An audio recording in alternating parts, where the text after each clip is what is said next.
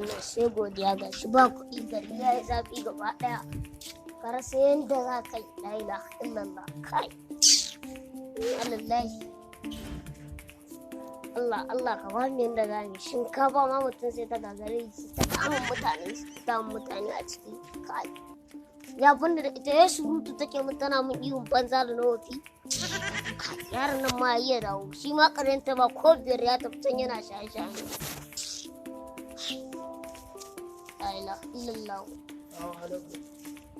amu alaikum salam abai rawani kai a tsaye akwa ma gaisuwa